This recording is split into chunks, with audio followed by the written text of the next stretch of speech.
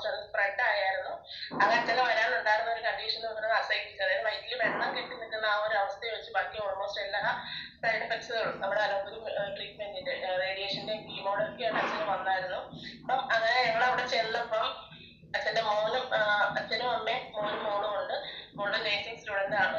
Nursing പാസ്സായിട്ട് നിൽക്കുന്ന മോനവിടെ IIT സെന്ററിലാണ് work ചെയ്യുന്നത്. ഞങ്ങളെ കണ്ട ഉടനെ ഈ കൊച്ച് ദേഷ്യപ്പെട്ട് അടുക്കളയിൽ പോയി. അപ്പൊ ഞാൻ അന്നേരം ഇപ്പോഴത്തെ കാലഘട്ടത്തിലും ഇങ്ങനെ അടുക്കളയിലോട്ട് മാറി നിൽക്കുന്ന അല്ലെങ്കിൽ ദേഷ്യപ്പെട്ട് കയറി പോകുന്ന ആൾക്കാരൊക്കെ ഉണ്ട്. കാരണം നമ്മള് ചെല്ലുന്ന ഒരു വീട്ടിൽ നമ്മളോട് എന്തിനാണ്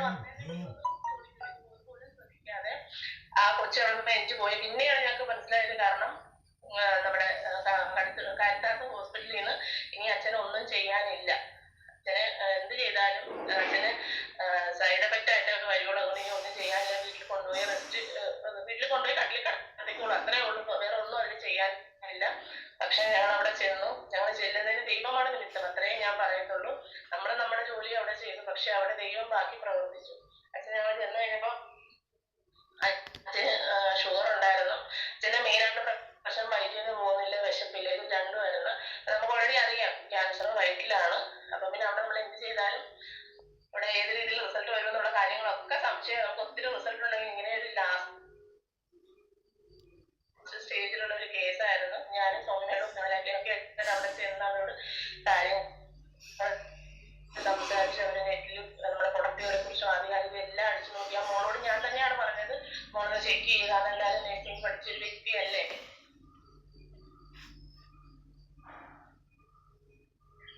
എല്ലാം പറഞ്ഞ് അതെല്ലാം അടിച്ചു നോക്കി കഴിഞ്ഞ് നമ്മൾ അവിടെ ഒരു കോമ്പിനേഷൻ ഇട്ടു. ഇതിന്റെ കേസ് ഇതുവരെ ഞാൻ അറ്റൻഡ് ചെയ്തിട്ടില്ല.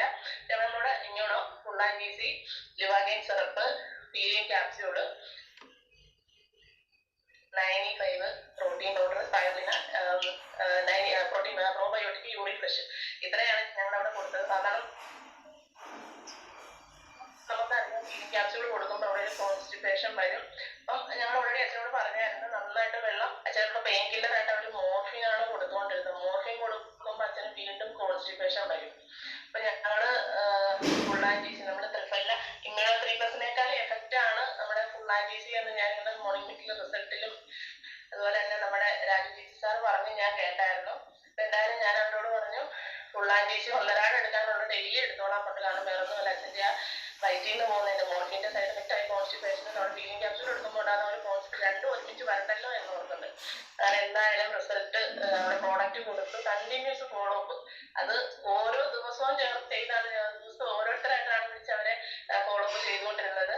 എന്തായാലും കഴിഞ്ഞ ദിവസം ആ ചേച്ചി അടുത്ത ഡോസ് 9E5 പ്രോഡക്റ്റ് ഇവിടെ കൊടുക്കാൻ ചെന്നപ്പോൾ ജോലി കഴിഞ്ഞ് വന്ന ആ മോൻ നമ്മുടെ നേരെ ഫ്രണ്ടിൽ നമ്മുടെ അടുത്ത കസേര ഇട്ടിരുന്നാണ് പറഞ്ഞത്, ചേച്ചി അച്ഛനെ കാരിത്താസിന് ഉപേക്ഷിച്ച് വിട്ടതായിരുന്നു. കാരണം ഇനി ഒന്നും ചെയ്യാനില്ല, തിരിച്ച് കിട്ടത്തില്ല എന്ന് പറഞ്ഞാണ് അച്ഛൻ്റെ തലയിൽ ഇപ്പൊ മുടിയായി, അച്ഛന് വിശപ്പായി, വയറ്റിൽ നിന്ന് പോകുന്നതിന്റെ ബുദ്ധിമുട്ടുകളെല്ലാം മാറി. അപ്പം അത്രയും അമേസിംഗ് ആയിട്ടുള്ള ഒരു റിസൾട്ടാണ്. കഴിഞ്ഞ ദിവസം ആ ചേച്ചി ഞങ്ങളുടെ പ്രോഗ്രാമിൽ വന്നിട്ടുണ്ടായിരുന്നു. അപ്പം അത്രയും അമേസിംഗ് ആയിട്ടുള്ള ഒരു റിസൾട്ടാണ് നമുക്ക് നമ്മുടെ ഈ ഒരു പ്രൊഡക്റ്റിന് കിട്ടിയത്. അടുത്തൊരു എന്ന് പറഞ്ഞാൽ എന്റെ മോളുടെ സ്കൂളിലെ പ്രിൻസിപ്പാളാണ് ഞാൻ. PTA ഉള്ള ഒരാളാണ്, PTA പ്രസിഡന്റ് ആണ്. അപ്പൊ സ്കൂളിൽ ചെന്ന് കഴിഞ്ഞപ്പം ടീച്ചർ ജന്മം